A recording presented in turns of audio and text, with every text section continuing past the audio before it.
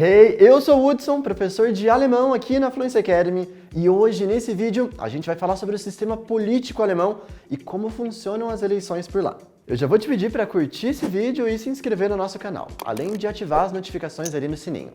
Isso ajuda muito a gente e você não perde nenhum dos conteúdos que nós fazemos por aqui. Sem mais delongas, bora lá! A primeira coisa que você precisa saber é que na Alemanha o sistema político é chamado de parlamentarismo. Esse é um tipo de sistema político em que o povo elege os seus representantes, os deputados, para fazerem parte do Bundestag, que é como é chamado o parlamento alemão. Para você entender melhor, o Bundestag é como se fosse a Câmara dos Deputados aqui no Brasil. Existem muitas diferenças, mas Bundestag e a Câmara meio que têm sim as suas semelhanças. Nesse parlamento alemão, os deputados, chamados de Abgeordnete, votam as leis e decidem políticas públicas, sempre com o intuito de melhorar a vida daqueles que os elegeram, ou seja, do povo. Uma outra instância muito importante na Alemanha é o tal do Bundesrat. E aqui eu estou falando agora, olha, do Bundesrat, não do Bundestag que eu mencionei anteriormente. O Bundesrat é outro lugar em que as leis na Alemanha também são discutidas. Normalmente, os integrantes desse conselho não propõem novas leis, mas eles as aprovam ou não. De novo, comparando não tão literalmente, o Bundesrat seria como o Senado que nós temos aqui no Brasil.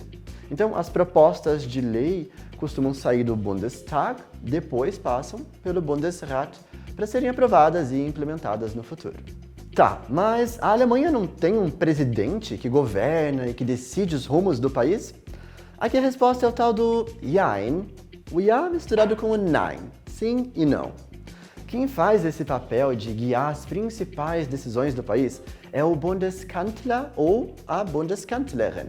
Assim como no Brasil, a Alemanha também tem os três poderes: executivo, legislativo e judiciário.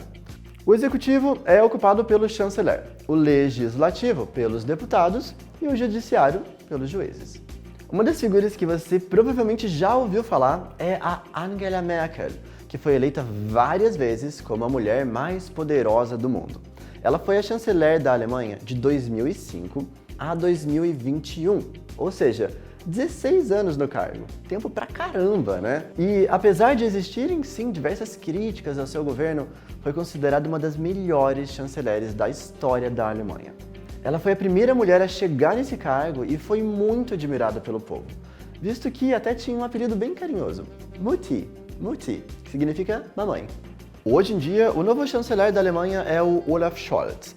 Ele é advogado e tem bastante experiência com política, visto que já foi ministro das Finanças e vice-chanceler do governo da Merkel, além de prefeito de Hamburgo, uma das maiores cidades do país. Junto com uma equipe de ministros, o chanceler decide quais caminhos o país vai seguir e tem sempre que manter o diálogo com o Bundestag, até porque ele não vai tomar essas decisões sozinho. Mas olha só uma coisa que talvez você não saiba: a Alemanha tem sim um presidente. Quando eu descobri isso um tempão atrás, eu fiquei tipo, quê? Como assim? Pois é, a Alemanha tem um presidente, mas que tem uma função um tanto figurativa. Ele é considerado o Staatsoberhaupt, ou seja, o chefe de Estado. Mas ele não exerce funções administrativas, ou seja, ele não é o chefe de governo. Esse papel é do chanceler. O presidente é quem recebe os chefes de Estado de outras nações, por exemplo, e trata de políticas internacionais. Mas ele tem um poder bem importante, viu? Vetar algumas leis. Só que isso não acontece frequentemente, até porque o presidente e o chanceler costumam estar em sintonia e bem alinhados. Tá, mais uma dúvida que talvez você possa ter aí na sua cabecinha. Como é que essa galera toda é eleita? Quem escolhe o presidente, o chanceler, os deputados? Bora dar uma olhada agora como funciona o sistema eleitoral alemão. As eleições na Alemanha acontecem de 4 em 4 anos.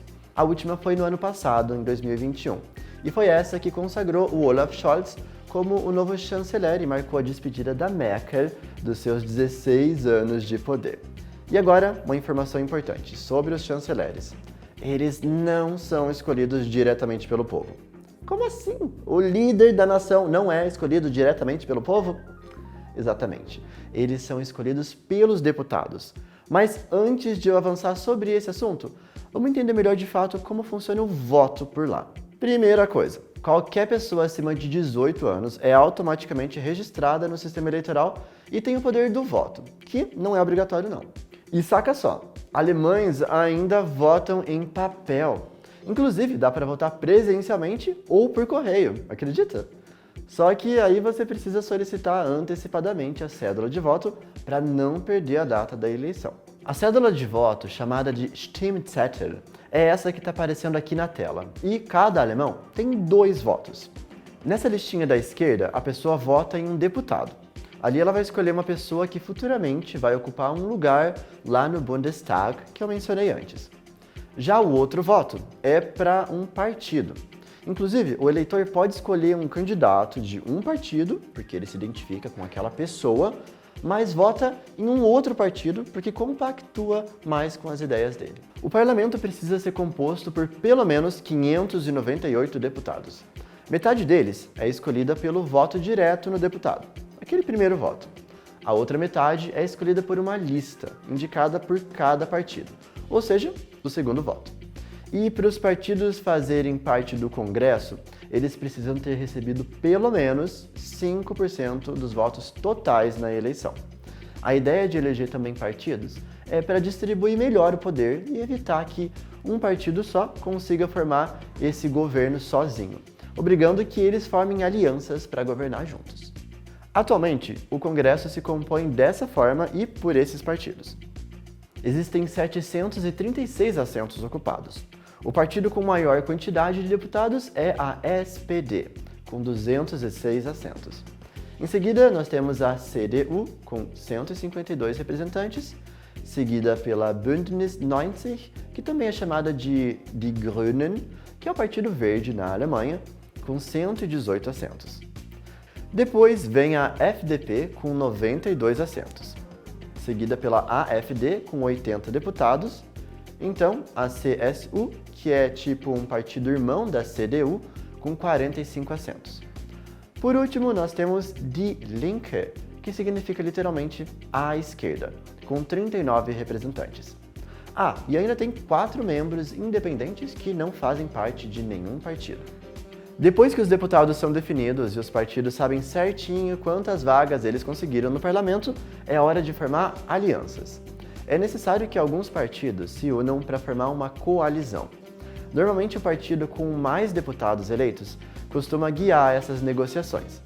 A atual coalizão é composta por partidos de centro-esquerda. É uma união entre a SPD, o Partido Verde, e a FDP. Os partidos que ficaram de fora dessa coalizão são chamados de oposição. Tá, Hudson, mas você ainda não explicou como o chanceler e o presidente são escolhidos. Desenrola aí. Quando os eleitores escolhem os deputados e os partidos, eles já têm uma ideia de quem vai ser o possível chanceler, que é um nome indicado por cada partido. Depois das coalizões serem feitas e tá tudo organizadinho lá dentro, os próprios deputados votam e escolhem o novo ou a nova chanceler. Então, tá aí sua resposta. O eleitor não escolhe diretamente o chefe do Poder Executivo. Essa pessoa é escolhida pelos deputados. E com o presidente acontece a mesma coisa. Ele é eleito pelo Bundesrat, aquela cúpula que é tipo o Senado. E, inclusive, esse próprio Bundesrat também não é eleito diretamente pelos alemães. Os constituintes dele são escolhidos pelos governos estaduais. Então, resumindo, as eleições federais acontecem uma única vez a cada 4 anos. Os alemães elegem aí apenas os deputados e os partidos. Daí em diante, está na mão desses representantes escolher o chanceler, o presidente e os participantes do Bundesrat. Claro que tem vários outros detalhes no meio de tudo isso, mas eu acho que com essas informações você deve ter conseguido aprender bastante coisa sobre o sistema político alemão de uma maneira mais concisa. E me diz aí nos comentários, quais vantagens você acredita que tem esse sistema político e de votação? Você acha melhor ou pior que esse que a gente tem aqui no Brasil? Escreve aí embaixo. E olha, se você se interessa por língua e cultura alemã, além de conferir o nosso portal fluencytv.com, que tem inúmeros conteúdos gratuitos como esse para você se aprofundar nos seus estudos, que tal vir com a gente junto estudar na Fluency Academy? Para se inscrever na nossa lista de espera, é só conferir a descrição desse vídeo. Te vejo em breve, hein? Tschüss!